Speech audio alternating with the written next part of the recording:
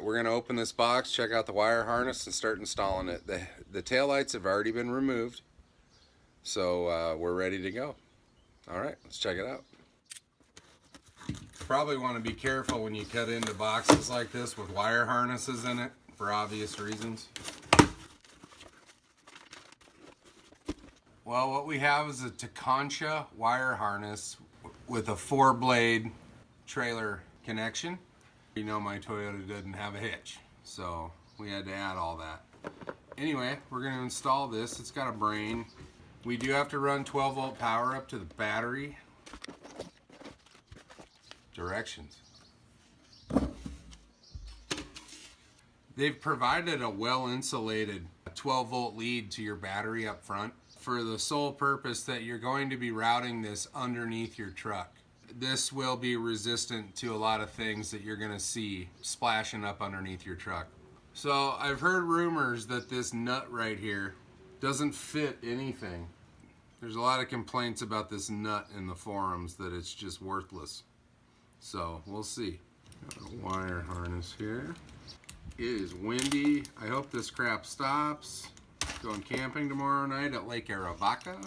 We got our little 4-blade connection there. Oh, made in Mexico. In case you were wondering, not everybody wonders that stuff, but some people do. We're going to be connecting these to the lights. We have a ground, and this is our 12-volt lead coming out of the control module. We're going to send this up to the front. They've provided a fuse, which, really guys, yellow? Come on. Black would have been awesome. Just saying. So at any rate, we're going to get to installing this. Daylight's burning. The boat's a mess. Got a lot of work to do tonight to be ready for tomorrow. So here we go. Alright, so what you're going to do here is disconnect the connections from the light itself and plug it into the harness, leaving this bottom light alone. It's going to be these top two bigger connectors. What we're going to do is plug this back into the light. And you want to be very careful not to damage any of these connections. Make sure they're secure. Otherwise, you could experience some issues down the road. And you want to be very careful with these tabs. These tabs get broken, the connection is gonna suck. So that's how that's gonna work.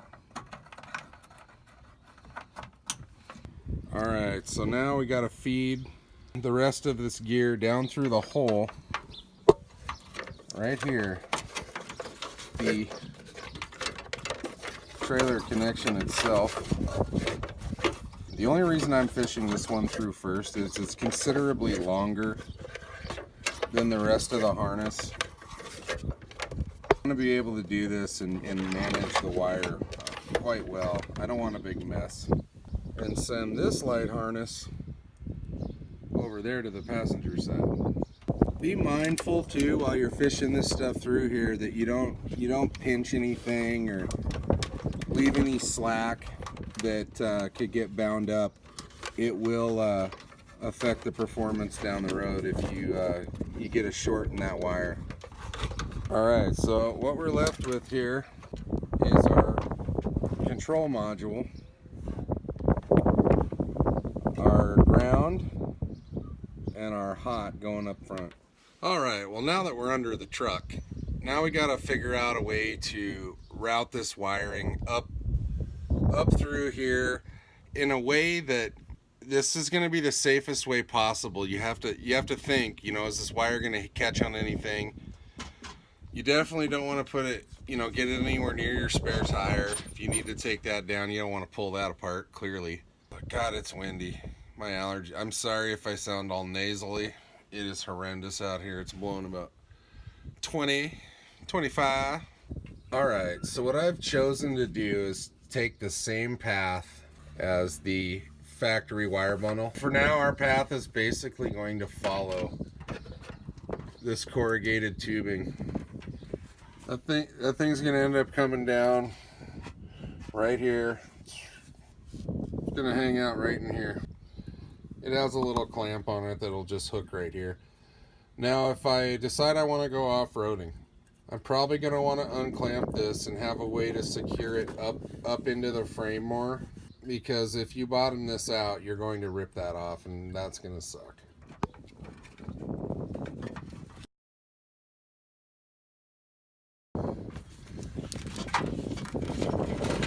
All right, so we've routed our wire.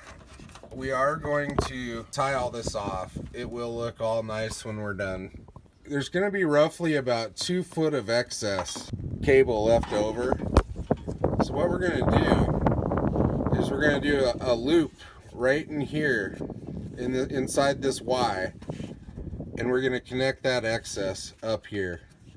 I am not going to cut things off to shorten things up. We're going to keep this factory unit intact. You know, there'll be no excuses. So, you know, that's the best we can do. It's basically a service loop up in here, giving you extendability if you need an extra couple feet down the road. Zip tie it down probably in 4 places up here, just to be sure. We're going to go ahead and route this secondary lighting over to the passenger side, taking virtually the same path as the trailer plug. Pretty simple, pretty quick.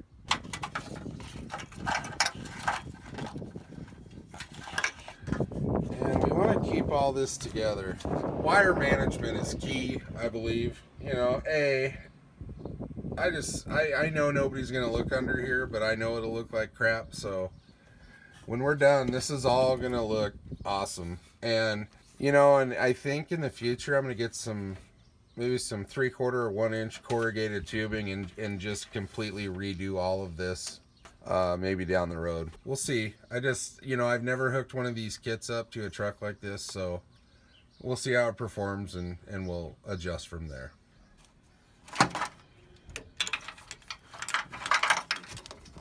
And once again, just kind of be mindful when you're tugging on stuff that it's free of obstruction. Coming backwards towards the other way, you know, we're going to zip tie all this nicely across the OEM. I think you'll find that if you can get one of the longer leads up through the hole first, it will help you quite a bit. The hole's big enough to get all this through there. You don't have to worry about that. You just have to be mindful not to just ram it through, because there are 4 plugs and a connection. Sorry. And we got a little caveat here on this side. We got connections for here as well. We'll get that buttoned up. We'll do some wire management, and then we got to run power. All right. Now I'm using this nut driver to push down on the connect points for those lighting connections, for the only reason that it's not blunt. You don't want to put a screwdriver on these. And, you know, in the Arizona heat, this truck's 3 years old. It could be a little more brittle than in other areas. So I'm going to use something with a little more surface area and not as sharp pointed as, say, a flathead screwdriver. And that'll help.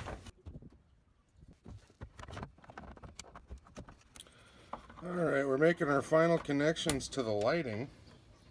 Alright, we're going to toss the passenger side light back in at this point, because everything that's needs to be connected on this side is done. So we're going to go ahead and bolt that back into place and just be done there. And what I like to do is, for my furthest connection, which is the passenger tail light, I'm going to start wire management backwards. And once all of that wire's managed proper, we're going to go ahead and run our 12-volt power up to the front. Please don't forget to cut your tails off. It just looks bad. Alright, it's time to find a home for this nut. That is at least a 3/8 nut. It does not go anywhere. This does not fit anywhere in here. So, Alright, and as you can see, I've placed the brain unit for this right down here, out of the way of the light. As you slide it in, there's no obstruction, and the ground is just above it. That's a 10mm nut, by the way. Alright, so you're going to want to strip these wires to just under 1/2 inch. 3/8 is about perfect to fit in this sleeve and not expose any wire. So we're going to crimp that up. We're we're going to move to the front, set that up, and then we're going to zip tie everything together in between and be done.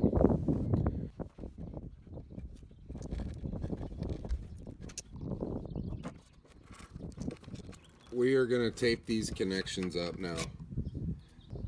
Option here at the house, but we're going to tape that up with some electrical tape and button this up and move forward. So on the fuse holder, we've added a ring connector, crimped it on, and now we're going to do a butt connector.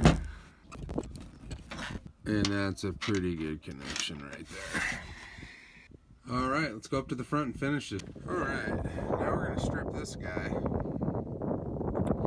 Like I said, about 3/8 is all you need. Any more than that and you're going to have some extrusion coming out the back end of that connector, and that's just not what you're looking for. Not at all.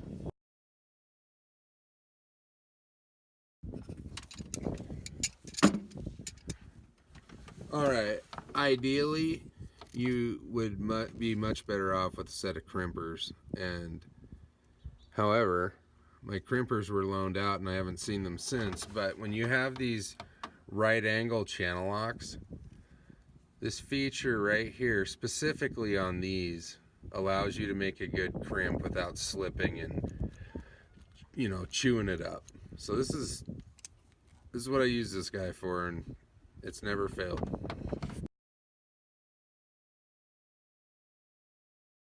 Alright, we are totally made up power-wise. Everything's hooked up. We're just buttoning up some last-minute things, as you can see. Alright, so at this point, it's pretty well done. Too many interruptions today, but we got it done before it got too dark. It's pretty straightforward. Just mind your wire management. If you don't, it's probably going to play havoc on you down the road. I don't know if this is going to help anybody with a TRD off-road 4x4, because I think every other one on the planet came with one. Wire harness and a hitch. Clearly this is a freaking unicorn. But at any rate, take it easy, guys. See you in the future. Good night.